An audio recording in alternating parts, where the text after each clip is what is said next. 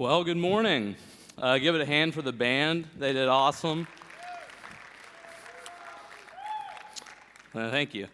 It's good to be with you this morning. I'm really happy for this opportunity to just bring the word to you guys. And I wanted to start this morning off by asking a question. And if you're a little embarrassed to answer it, that's okay. I get it. You can raise your hand if you want, but you don't have to. And that question today is, did you get an Easter basket this year? I got an Easter basket, and I'm not afraid to admit it. And I'm just curious who got an Easter basket, because I feel like it's one of those things where we're 19, 20, 21 years old, and it's like, should we still be getting an Easter basket for Christmas for Easter? And I don't know. I mean, in my head, if I had it my way, I would be 30 years old with having kids. I'm getting them Easter baskets, but in my head, I would still like it if my mom got me an Easter basket when I was 30, because, I mean, it's nice. Like, it's nice to get gifts, isn't it? Like, let's be honest, you're lying to yourself if you don't think it's nice to get stuff. They say giving is better than receiving, and I'm all for it. I agree. But if that's true, that tells you how good giving must be, because receiving feels pretty good in and of itself. And I know, like, I just celebrated my birthday recently. Rudy's birthday is today, and another friend of ours was 2 days ago. And I bet if you asked us, they would say it's nice to get gifts. Like, you just get gifts for being born on a certain day. Like, it's kind of awesome. And so I was thinking about that, just this gifts, like this idea of gifts, and I was thinking through some of my favorite gifts that I've ever gotten in my life. And I thought back to when I was about 10 years old. It was Christmas. It was Christmas this time. And it was Christmas, and there were no gifts left under the tree, but they told me I had one more left.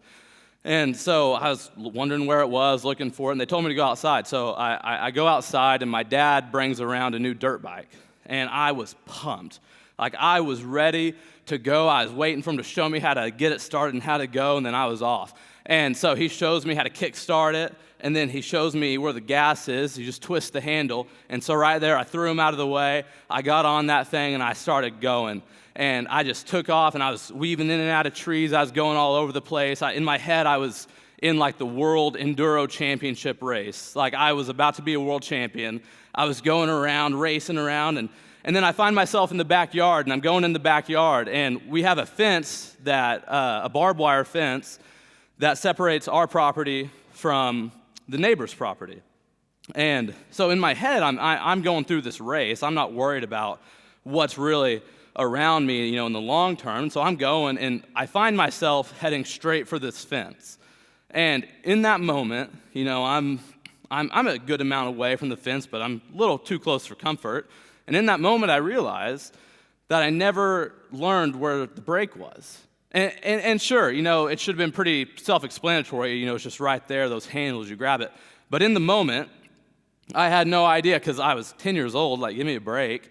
And I'm heading for this fence, and I forgot to ask where the brakes were. Like, I forgot how to slow down. And so slow motion, I'm going towards this fence, and I jump off, and that fence lands right into the barbed wire. And it ends up being okay. Like, I'm good to ride it some more. But I was on the ground, and I don't think I got hurt. I might have pooped my pants a little bit, but I don't think I got hurt. And it was scary, like it was. But I realized, like, it wasn't a one-time thing in my life to, like, forget how to slow down or, like, never learn. Like, I do feel like my whole life kind of revolves around that idea that, did I ever learn how to slow down? Because my dad's the same way. He just goes. Like, he's always from one thing to the next, one project to the next, and he doesn't really slow down. So I feel like I never was really taught how to slow down, or, like, how to go slow. And I feel like we can all kind of relate to that in some way or another. I just feel like the world today doesn't want us to slow down. Like, we're always expected to be doing something else, to be doing more. Junior high is just preparation for high school. You get to high school, they're preparing you for college. You get to college, you're being prepared to get a job. And then when you get a job, you're wanting to kind of rise up the ranks at that job, and then, be the boss for a while, then retire, and then you're good to go, right? Or maybe even today, you're here in college, and you're an athlete, and you play a sport or anything else. and you want that starting spot, or maybe you're in the band and you're wanting to be the best clarinet player there is. I don't know.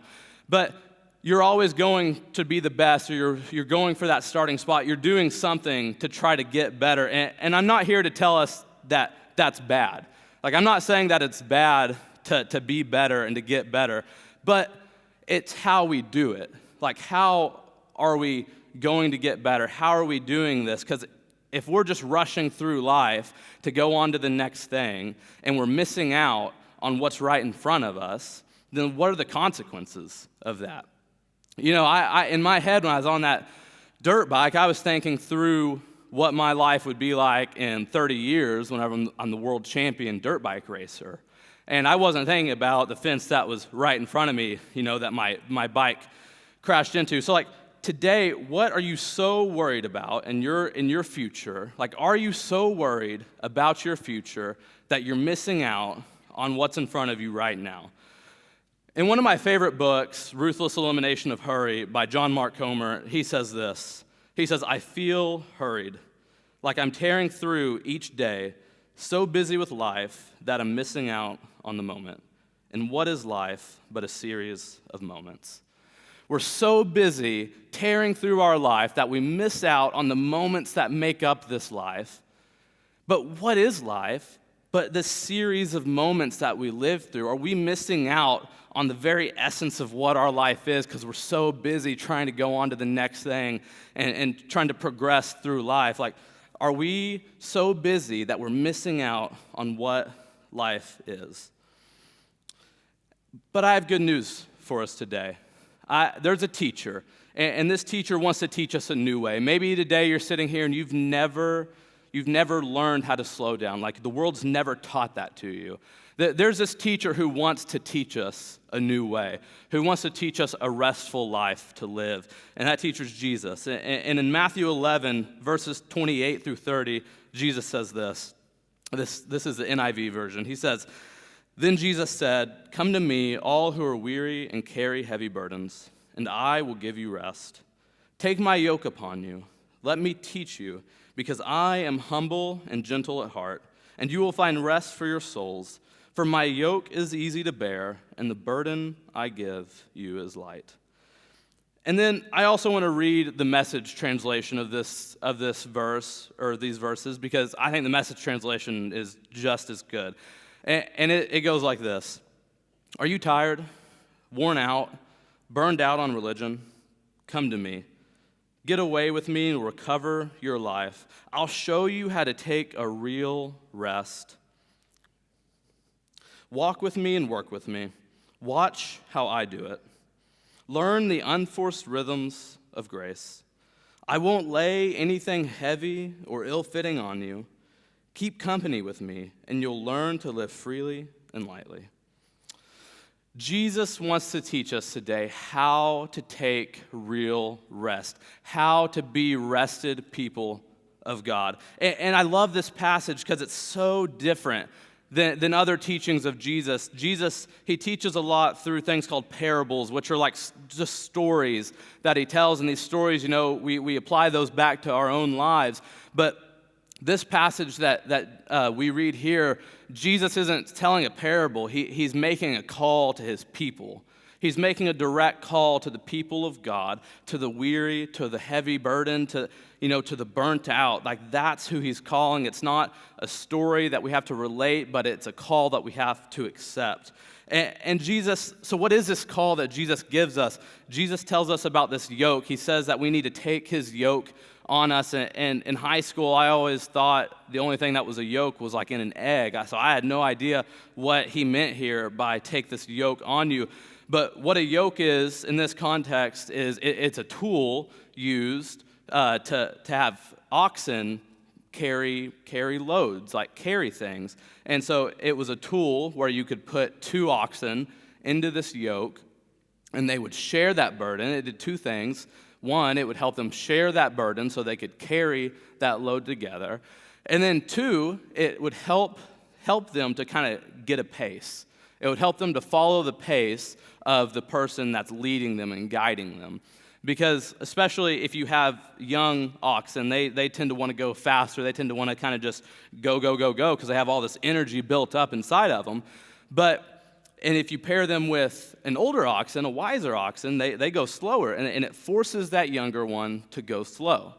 And so Jesus is saying, hey, like, come over here, get under this yoke with me, and let me guide you. Let me lead you. Let me help you to go slow and live your life restfully. But Jesus wasn't meaning for us to put an actual yoke on, right? Like, he wasn't meaning for us to actually put this tool on and to carry something, right? He was talking about this idea that all rabbi had at the time. So Jesus is a rabbi, and that just means a teacher. He was a teacher.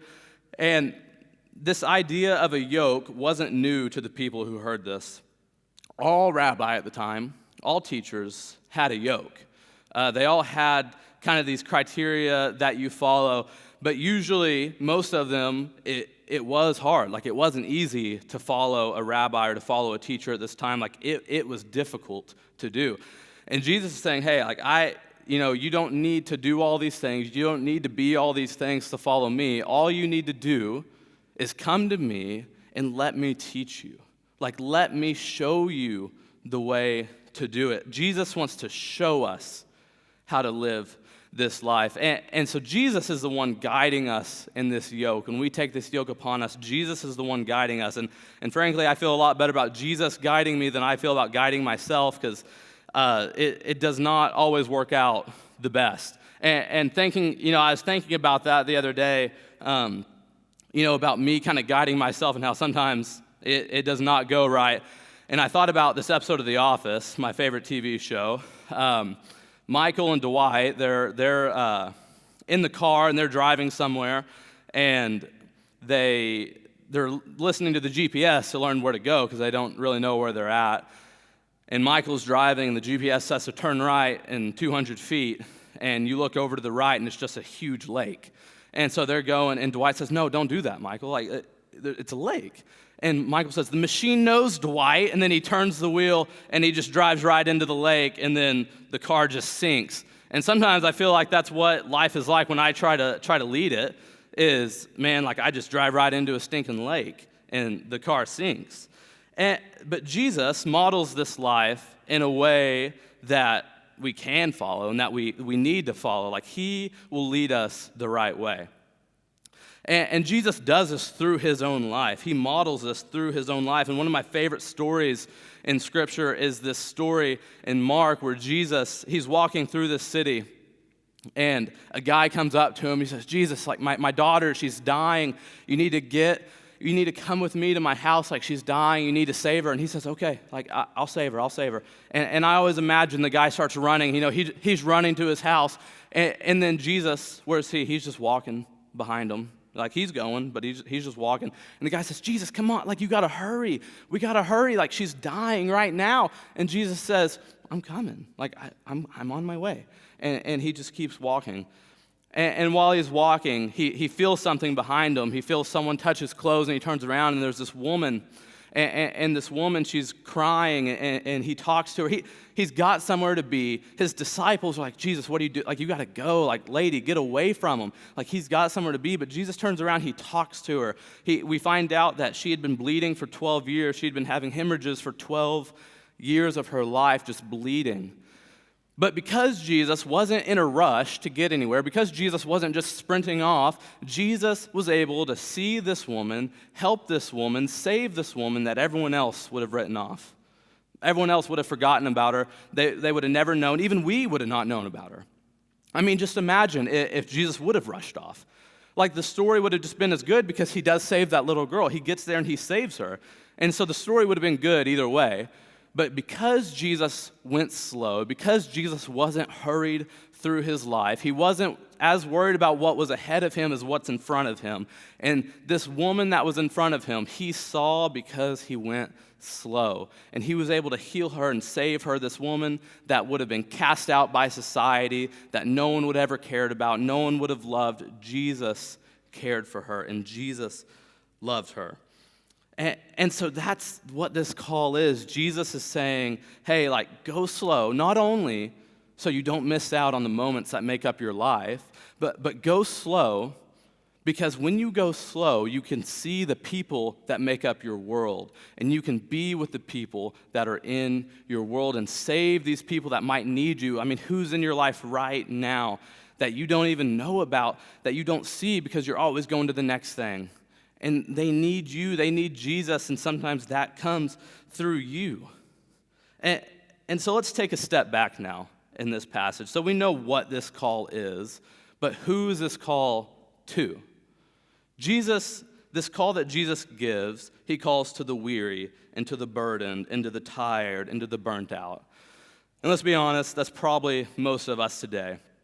I mean, at some point in our lives, we've been weary, tired, burdened, and burnt out. And if you haven't been, that's impressive, but you will be one day. And this call is kind of ironic, isn't it? I mean, Jesus is calling the tired and the burdened and the weary.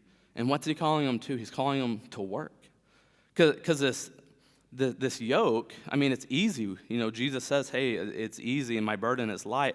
But either way, it's work. Like, Jesus calls us to work. And I think sometimes we don't like that. We read that and we say, no, I don't want that. Like, I want rest as what I see it. You know, like, I want to lay on the couch and watch Netflix. Or for me, whenever I think about rest, I think about drinking a root beer and eating candy corn. And I know that's a weird combo, but that's just what I did. I drank root beer and I ate candy corn. And we're so accustomed to this way of life, to this rhythm of life where we go fast and we hurry through for 5 days. Monday through Friday, we're going. And then finally on the weekend, we can rest, right? We get a little bit of rest on the weekend. And Jesus is saying, no, like, that's not how I want you to live. Like, you're killing yourself Monday through Friday just to have 2 days at the end of the week just to hibernate and just to do it all over again. But he's saying, come follow me, and I can show you restful life. Not a rested 1 or 2 days, but a restful life to live. Jesus is saying, stop trying to find rest throughout your week. Stop trying to go throughout your week just to find rest on the weekend, but come to me, follow me, and let me show it to you. He just wants to show it to us. Like, we're trying our whole life to find this rest, but Jesus just wants to show it to us. And this rest that we want to find, and this rest that we need to be shown, we do get a real day of rest. You know, God made a day called the Sabbath, and it's a day of rest. And I think our world, you know, we don't really like that. Like, we don't like to think of a day of truly doing nothing, right? Like, even in our restful days, we want to go out shopping, and we want to do this, and we want to do that, and we want to just do all this stuff. But God's saying, like, take this day and just rest. Take this day, stop doing, like, stop trying to do things in your life. Take this day and just be. Like, God created us as beings of him, and this day he wants us just to be. He doesn't want us to worry about doing more and trying to be more, but just to be who he created us to be. And this day truly embodies this rhythm of grace that we learn about. Jesus talks about in this passage, following this rhythm of grace that he wants to teach us. And this rhythm of grace is this rhythm of being. You know, it's this rhythm of not trying to do more, but of just allowing God to show us more. God wants to show us more, and Jesus wants to help us to slow down and to find this rest and to find this true Sabbath.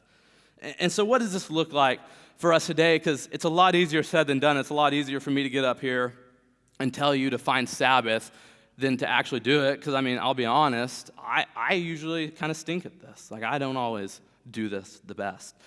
And I want to put it simply for us. Like, I want to give us some ways we can walk out of here and say, like, I'm going to try to take Sabbath this week, and here's how. It's 2 words. It's reflection and connection. We got to do two things on the Sabbath. We have to reflect and we have to connect. We have to reflect on what God's done for us up to this point and what God calls us to do.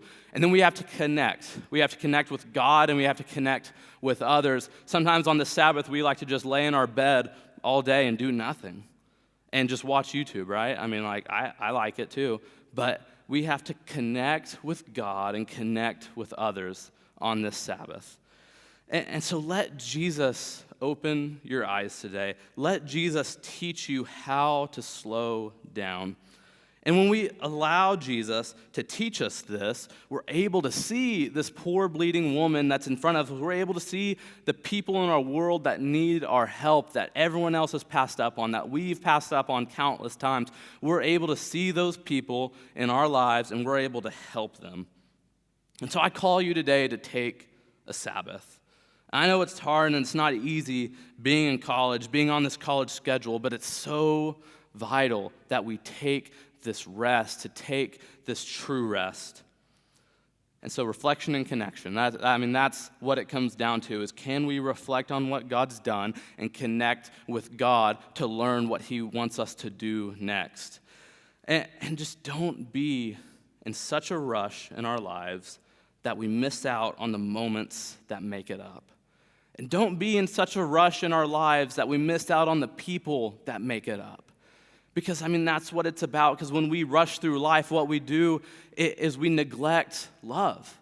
Because when we're rushing, we're not worried about anybody else. We're not worried about anything else. We're just doing what we want, and we miss out on people, and we miss out on God. Those are the two things that we've been called to love, is God and others. And when we're in a rush, we miss out on loving God, and we miss out on loving others. So Jesus says, slow down, come to me, let me teach you a new way. We will go, I will help your life to be successful, and you can slow down, you can love me better, and you can love others in the world better.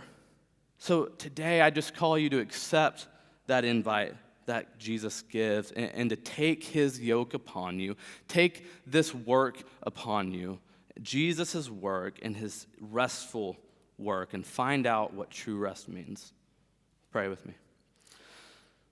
Jesus, thank you. Thank you for this day. Thank you for this time that we have. God, thank you for just this opportunity, Lord, to be in restful places with you. I just pray that everyone in this room, Lord, will find rest this week and to find true rest through you, God. Lord, I just pray that we will reflect on what you've done and connect with you to love you better and to learn more about you and to love others better as well. In your name we pray. Amen. All right, you are dismissed. Go in peace.